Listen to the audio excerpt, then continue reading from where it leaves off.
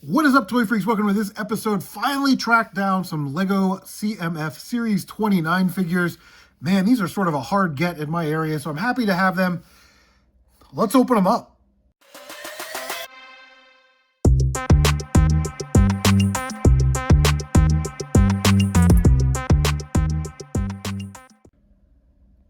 So these figures came out May 1st of 2026. Today's like May 28th, and they finally appeared at my Walmart. They had two full boxers, so I used the minifigure scan app to get the figures that I want. Because, you know, in every one of these CMF series, there are a couple of figures that you want, a couple of figures that you're like, eh, and then like a handful of figures that you're like, I don't really want those.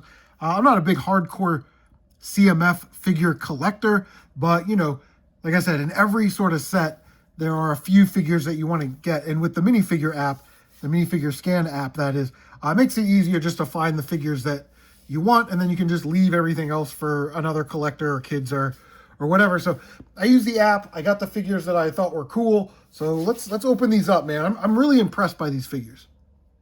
All right, so just a point of interest, you do get a checklist, which is nice. I like having the checklist. I don't know why. Maybe it's because I grew up in the 80s and 90s and everything came with a checklist, whether it was, you know, your starting lineup figures or your baseball cards or, you know, your Nintendo games, you know, buy all the Data East games or the Capcom games. But anyway, it's a checklist. Let's not get too excited. First figure is the soccer goalie. Let me zoom in so you can take a look at this Warlock. Very cool. Listen, I played a little soccer in high school. I love the men's and the women's World Cup. So to get a goalie figure in these funky lime greens and pinks that we used to have back in the 80s and 90s was awesome. The figure does have a dual expression, like he's yelling at his defense to get back or something.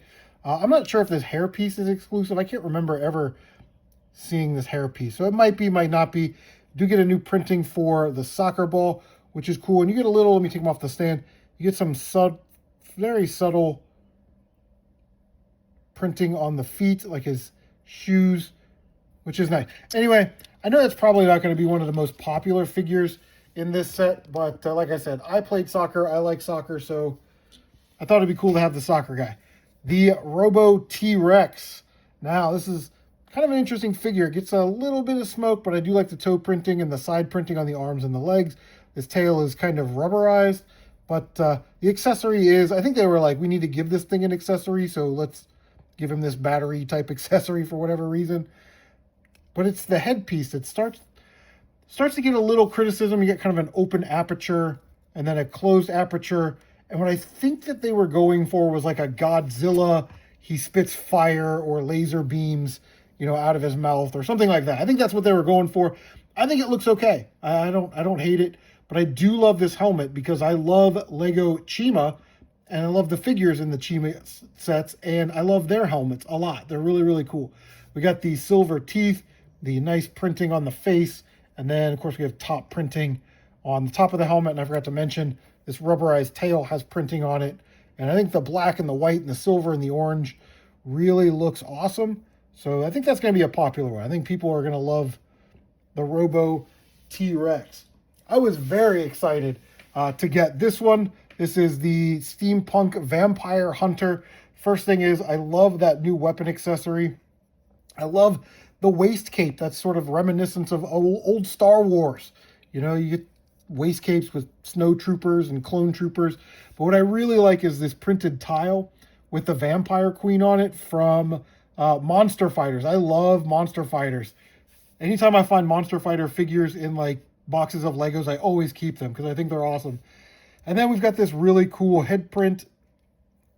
She's got kind of a little optical eye thing right there. Get that out of there so you can take a look.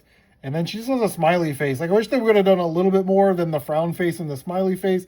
But the hat and hairpiece combo is also very cool and fits very well.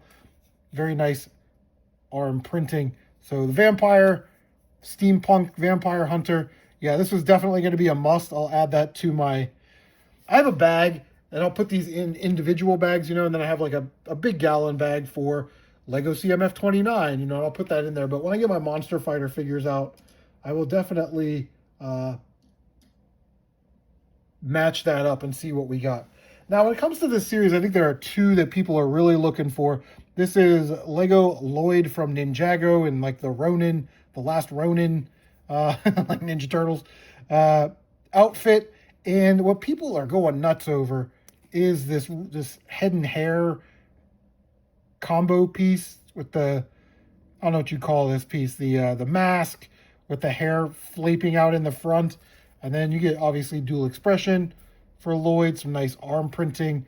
I love this sheath for this sword.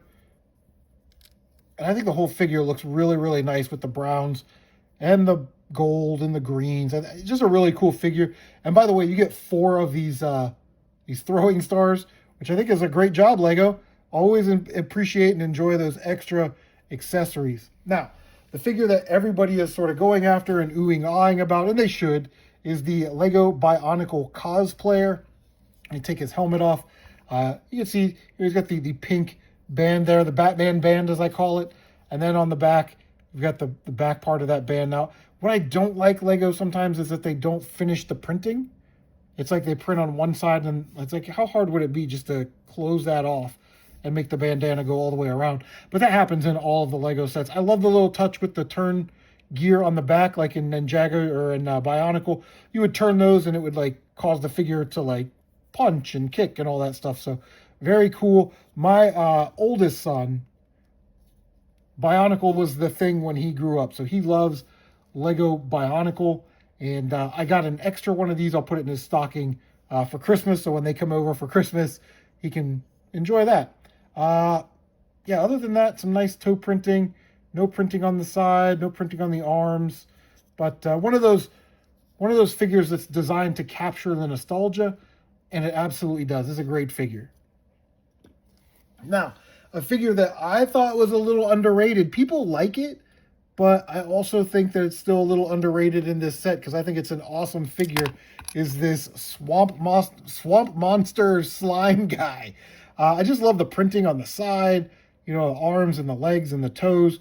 You do get 2 of these fly pieces, which is interesting. I don't think Lego's made a fish skeleton before, so this might be the first time for that.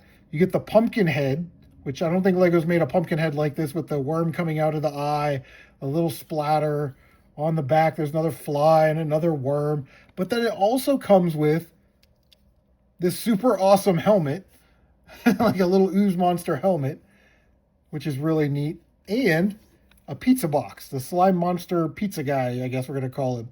So very interesting figure. A lot of cool little accessories and touches with this figure. I definitely knew I was going to get it just because it's very cool. And it fits in that Monster Fighters kind of theme too. So, all right, that's going to do. I hope you guys enjoyed this episode of the Toy Freaks and this Lego CMF Series 29 unboxing. Which one was your favorite? Are you looking forward to getting some of these figures? Let me know in the comment section down below. And as always, thank you for stopping by the Toy Freaks.